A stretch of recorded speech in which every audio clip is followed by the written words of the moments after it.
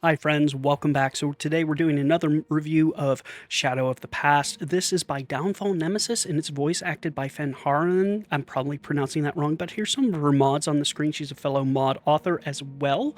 I'm going to be checking those out in the future, but let's talk about what you get with this particular mod. So, this is a story based mod. You get a rather long quest chain that is intertwined with the Crimson Fleet quest. It kind of replaces the SysDef portion of it. By kind of, I mean it does replace the SysDef portion of it. You also get a lovely player home as you're seeing it right now, this little tiny apartment, which is very well cluttered and very well decorated, as well as you do get a companion slash crew member in the form of Rachel. So this particular quest mod, what this does is it basically guts out the SysDef portion of the Crimson Fleet quest and then replaces it with some more fun and exciting quests, so you're not being lectured by Ikandi. I find that rather annoying when I'm going full on fleet and having to sit there and be lectured by him, so this is kind of a godsend for me, and I would consider this to be a lore-friendly mod.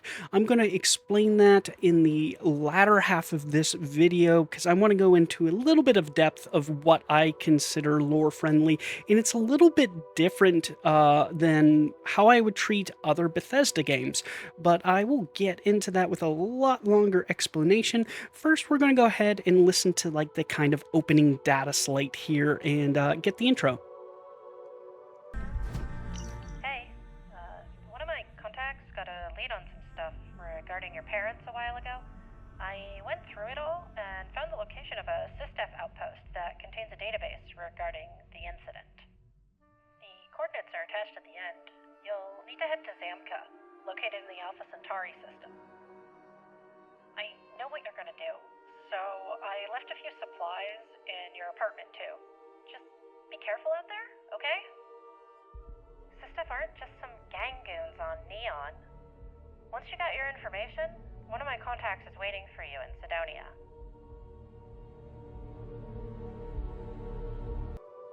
So just while we're kind of showing this little intro quest here so you can kind of get a feel for the gameplay, just to discuss, this mod is triggered by having a particular background. It's Broken Child, which is added to the game, but I will say there are gameplay settings so you can turn off the need to have that Broken Child, and then the quest itself will trigger after you go to an enhanced, and you don't even have to edit your character. You just open up the enhanced menu, close it, and it'll trigger the quest, which will send you to your apartment in Neon, and you'll find that. And this is going to basically lead you here where you'll find some stuff, and it's going to lead you right into Adler Kemp and kind of give you like an alternate start to the fleet quest. So you won't be starting through SysDef. You'll have this alternate start to the fleet quest itself,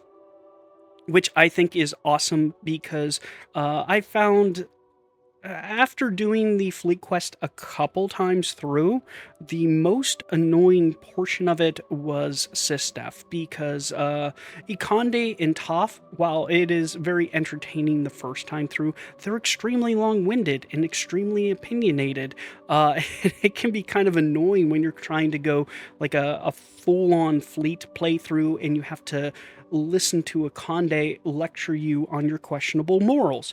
This allows you to do that without having to deal with that portion of the narrative. So basically, how this quest works is Downfallnemesis gutted the portions where you would be going back to the Vigilance and reporting stuff to Ikande, and he's replaced that with several quests. Which are like this. They're going to be a little bit more exciting than listening to a lecture on morality from Akande and how you shouldn't be killing people while you're undercover. But it's unavoidable. You have to kill them because they're shooting at you. So This, in my opinion, this is a great addition to any load order, mainly because you can kind of control when and how this is triggered. You can either control it through the gameplay settings by toggling on and off um, the need for that perk and then triggering it by going to an enhanced, or you could, when you go through the Unity, choose the perk and basically make like a conscious decision of this is what I'm going to be role playing as in this particular universe. So definitely found this whole entire quest chain to be fun because it's basically those little gaps where you're going to visit the vigilance and talk to a conde. They've been replaced by a lot more fun and intriguing quests with a little bit better narrative than dealing with a conde and Toph and their issues. But I think we're going to go ahead and take a little bit of a look at some light gameplay.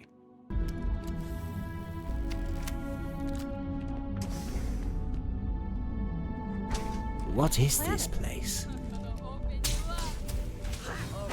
Fire. Stay away.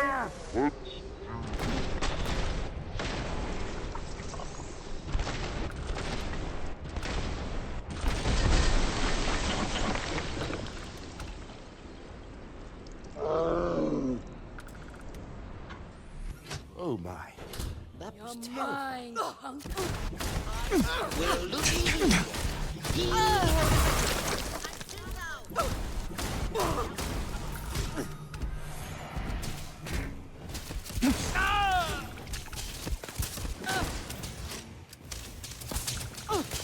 You're not walking out of here.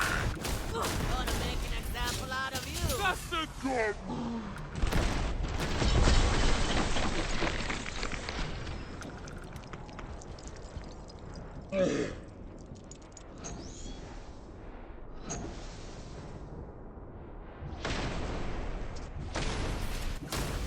Screw this. They shot at me. Oops, sorry. At least I fought with honor.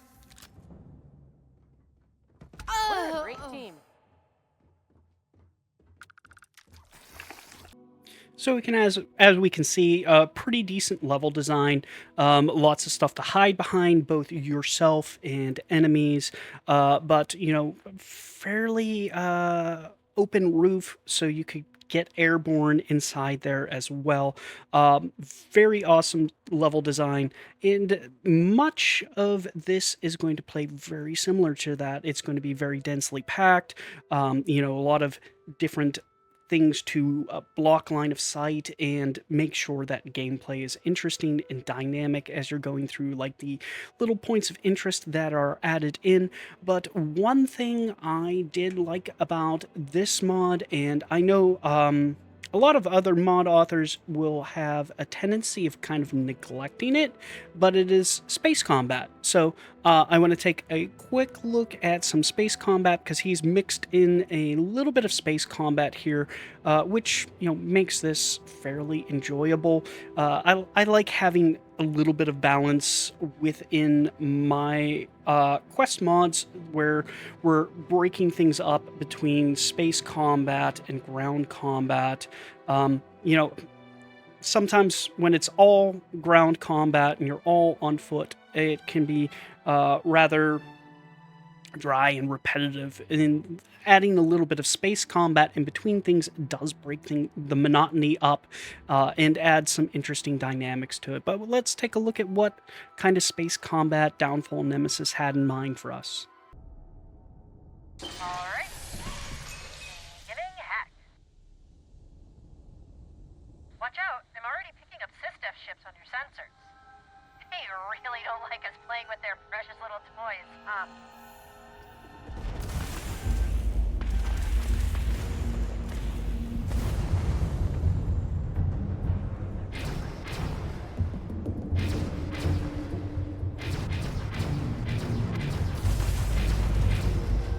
Their shields are gone. You took out their jump gun grab drives down. Target's shields are offline. Bingo.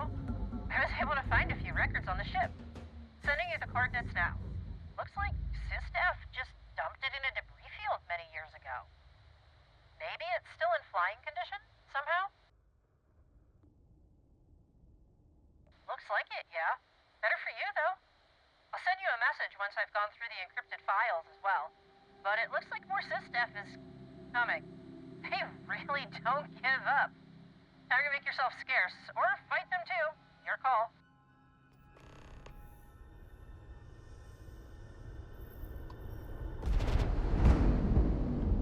There!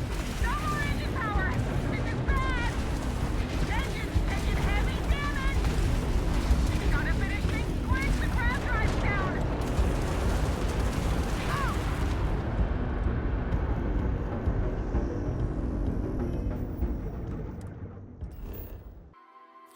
So very interesting that he did throw some space combat in there, because like I know a lot of mod authors, they'll kind of stick to like ground combat when storytelling. So I did enjoy that aspect of it. One other thing that I did find interesting and kind of develops the narrative if in a very interesting way is the main character from this story, Rachel. You don't actually get introduced to her until probably about halfway through. And if you're doing this while doing the fleet quest, you can do this quest if you've already done the fleet quest, and it'll just run straight through the quest itself. But I did it while doing the fleet quest, and that basically means like, you know, you're like halfway through the fleet quest plus this quest. It's like 3 hours before you finally get introduced to the character of Rachel. So it's kind of like this delayed gratification, and you're basically communicating with this person through like data slates and dead drops and stuff. And you know, it gives this nice payoff. But I'll go ahead and I'm just going to share the little intro to the character of Rachel herself, which is also a crew member slash companion at the end of this quest. Oh, there you are. I knew I could count on you. Oh, yeah. Let's turn the music off. There. Those servers aren't connected to any outside network, which means we need to go in and delete the data ourselves. I got my old Kodama dusted off and ready. Are you ready to head to the warehouse as well? All right. Let's do this. Oh, and in case we need to split up, here's the key to this lovely apartment. So, like I stated in the beginning of the video, that Rachel is voice acted by Fenharan. I'm probably butchering that name, but she is another mod author. I'll make sure in the description that I list a couple of her mods out so you can find her on the Creation Store. Does a fantastic job voice acting. She did let me know that this was her first time ever voice acting. Not the best voice acting I've ever heard in a creation, but that would be like an unfair comparison, because like I've reviewed several creations where they've actually hired professional voice actors, but as far as like amateur voice acting goes, she is up there, one of the better amateur voice actings I've heard out of a creation so far.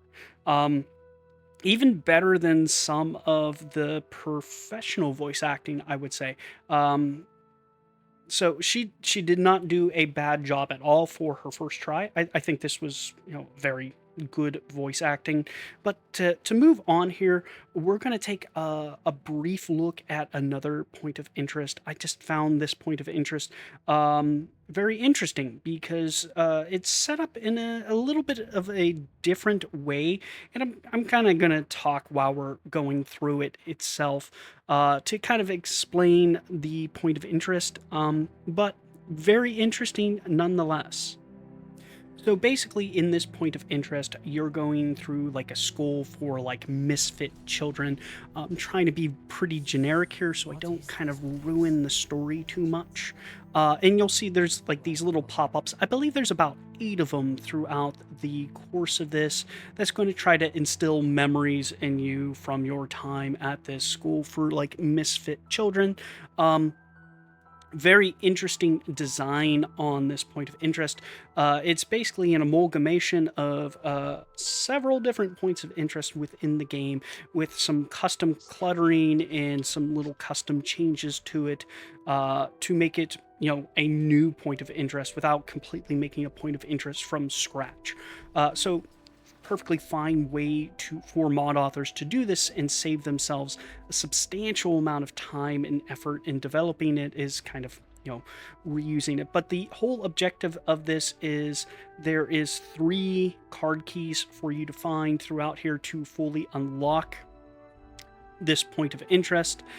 So you have to do a little bit of digging, a little bit of exploring, and kind of looking through this old school for like misfit children. And throughout the course of this, you'll get like the little pop-ups that are going to kind of display memories that you should be feeling as a player if you're kind of role playing through this. I do have some kind of like mixed thoughts about the whole use of pop-ups narratively wise. I think it's a little bit too much in your face as a player. Maybe done once or twice, that is fine.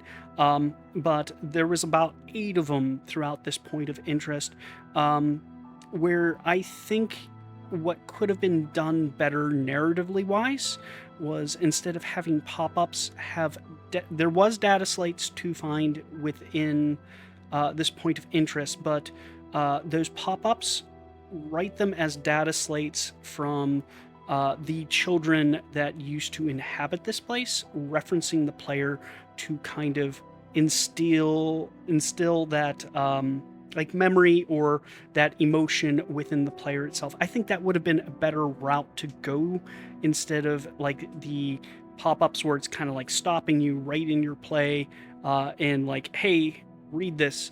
I think it would have been a lot better done if it was done through data slates and kind of investigating the past and environmental storytelling, instead of up in your face and stopping the play for like moment in triggering those pop-ups. That's kind of like my personal opinion on it. But overall, like, I really enjoyed that point of interest because it did have some interesting puzzle solving with finding the 3 different keys. I did like the narrative story that was displayed. A little bit questionable on the method of displaying that. I think that could have been done a little bit better if it was written as like data slates from the former students of that school for misfit children, and they're referencing the player to kind of instill like memories from the past instead of doing it through a pop-up. But all narrative wise, I think it does very good at doing what it does. There's a lot of nice environmental storytelling going on within that point of interest itself. I think it could have been accentuated a little bit more if majority of the pop-ups were translated into data slates from the past, and allowing the player to kind of explore and uncover those memories instead of being flung at them. But just to move on here, one thing I do want to say is, because like SysDef is cut from this quest, it does not cut the final payoff, so you do get that final showdown with a Conde. I will say, like, if you're planning on siding with SysDef, that is not possible with this mod, but because this mod has like some really refined trigger mechanisms, you can easily avoid that. But I'll show you what I mean by like the final payoff with the fleet quest.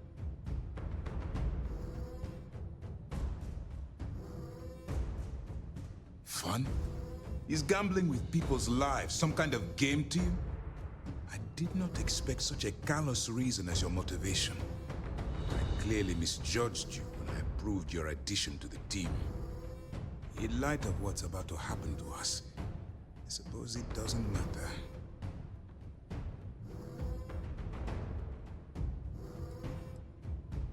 If this is how you want it to end, then so be it. Take him down.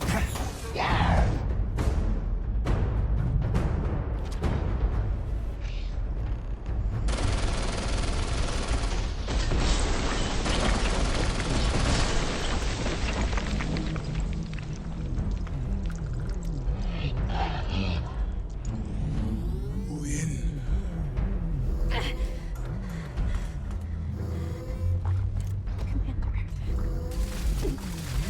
I'm sorry.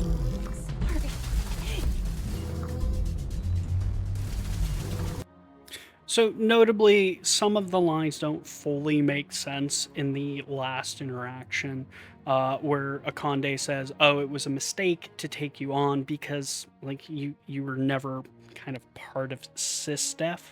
Um, if you do this quest route, but like that's a minor kind of thing. Barely even noticed it, but you do still get that like final payoff with like the whole quest line and defeating Ikande in SysDef and bringing together all the fleet and everything. And you know that's kind of why I really enjoyed this. Was it took a lot of the parts I didn't like out of the Crimson Fleet quest. So the parts where you're like going back to the vigilance and sitting for like a long lecture on morality and stuff. It's rather boring like the third or fourth time through, but it remains, it keeps and retains like all the good parts of the fleet quest, the enjoyable parts, which is like, you know, the fleet activity itself. So that is something that I really enjoyed about this. But one more thing is that there is a final kind of battle that takes place after the Crimson Fleet quest. You basically track down the person that was the cause of you having the broken child background trait. And you're able to get your revenge. I'll show just the beginning part because I don't want to ruin any storyline elements for you.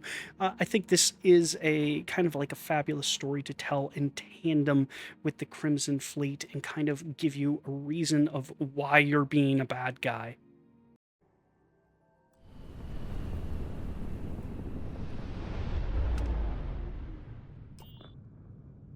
Performing a quick scan. Everything looks fine. This location is perfect. Going to deploy the distress beacon. Give me a sec. Distress beacon deployed. Get ready, they'll jump in soon. Once they're here, just talk to them. Keep them busy until I've hacked their grav drive.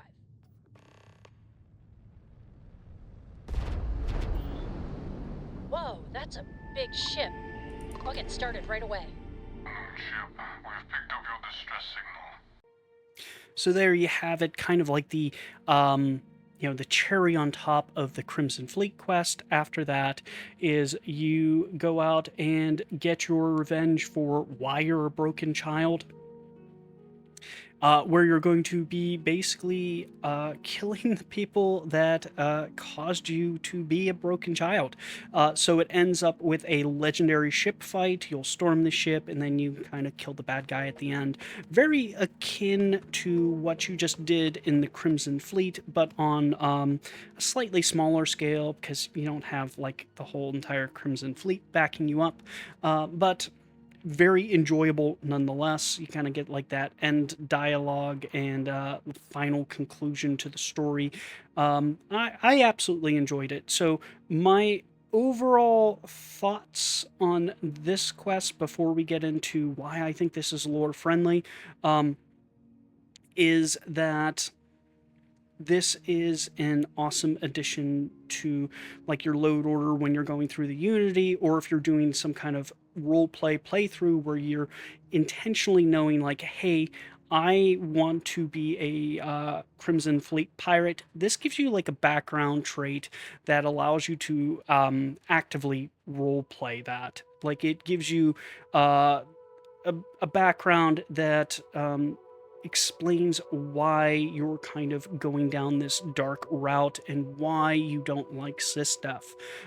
So that is something that is awesome because it gives the player the ability to kind of do it, and it guts out like the portion, like particularly if you know ahead of time, like, hey, I'm going to be siding with the Crimson Fleet.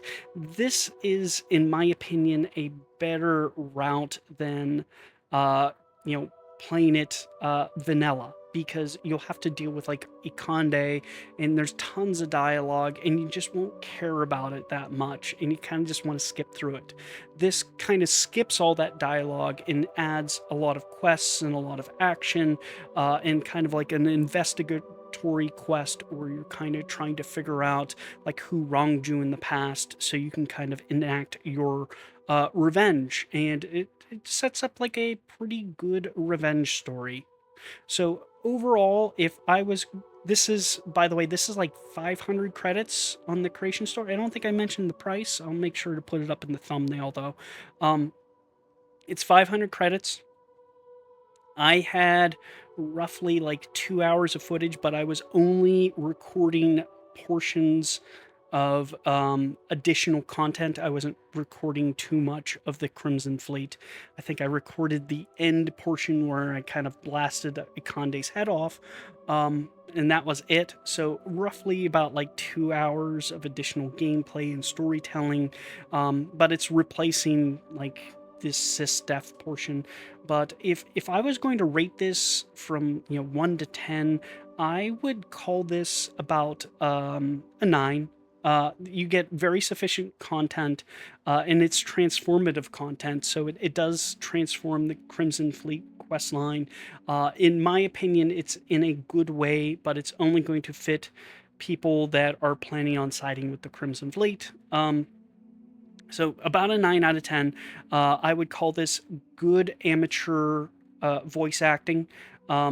Better than some professional voice acting, but not the best voice acting I've seen on the creation store.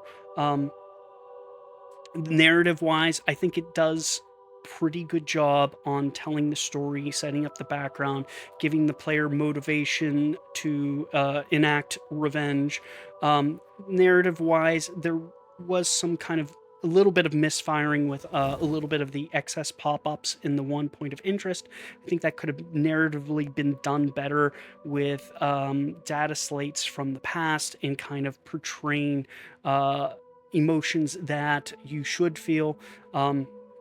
So I think that could have been done a little bit better, but overall I'm going to give this like a 9 out of 10. It's pretty solid. It's transformative of the Crimson Fleet quest in a good way, in my opinion. And sets up, kind of a nice thing for the player, a nice option for them when they're doing like the Crimson Fleet quest if they want to go full on pirate. But let's talk about why I think this is lore friendly. So if we were talking about Morrowind, Oblivion, Skyrim, Fallout, I would say that this is not lore friendly because this is editing major portions of a faction quest and kind of changing it narratively a little bit. But Starfield, on the other hand, is different from those games. Why is it different? Because the Infinite Multiverse is canon, and I can very well say that this is taking place in an alternate universe, and it functions that way. The mod is set up with very specific triggers, so you can only trigger it when you want to, either by taking the perk itself or going through your gameplay settings to kind of trigger it that way. So it's set up as though it was intended to be played. When you go through the Unity, you can kind of turn it on itself and play through the quest line.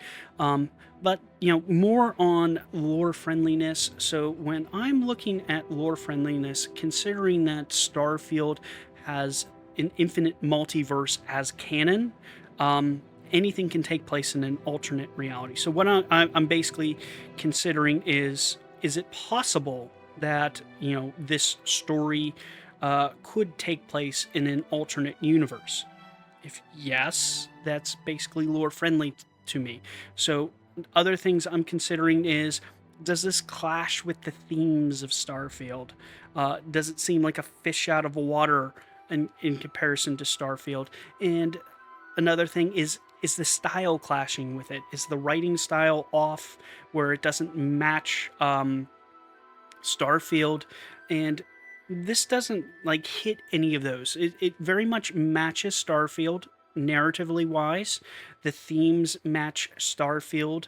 They don't conflict or clash with it, and it's very possible that in an alternate universe that the Crimson Fleet questline could take place this way. So that's basically why I consider this lore friendly, is that you can play it in a way that does not really conflict with the lore, because you can just say it's taking place in an alternate reality, and the mod very much seems set up that way.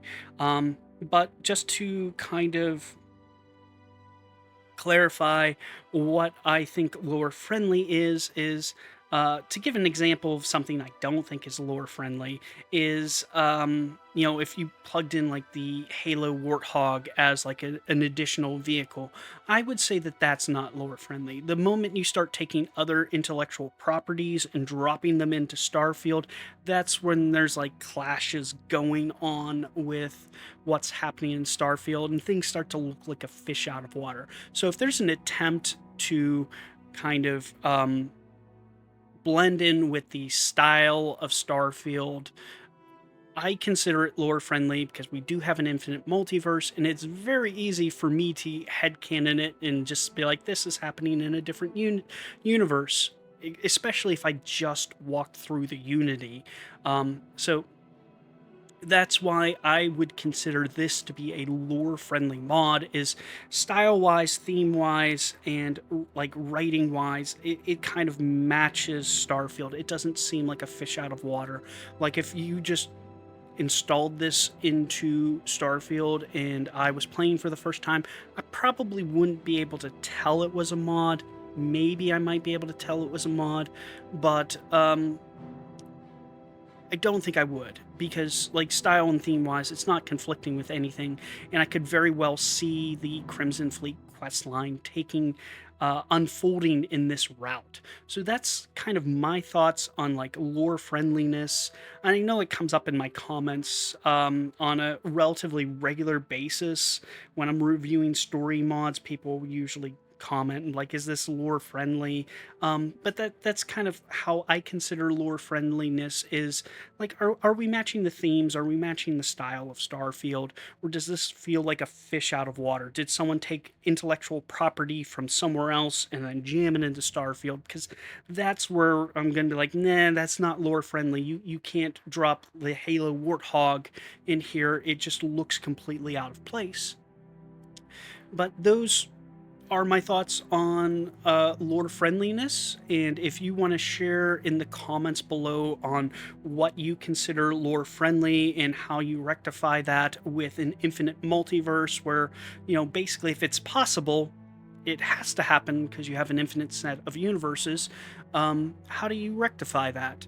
Because I'm very interested. I've seen a lot of conversations about lore friendliness. It's been kind of a hot topic recently, and I'd like to hear other people's opinions on, how strict to the lore do you stay? Because I don't stay pretty strict. Basically, if it's possible, I consider it lore friendly because there's an infinite multiverse. But I think I'm going to go ahead and wrap up the video here. And like always, friends, please enjoy the rest of your night.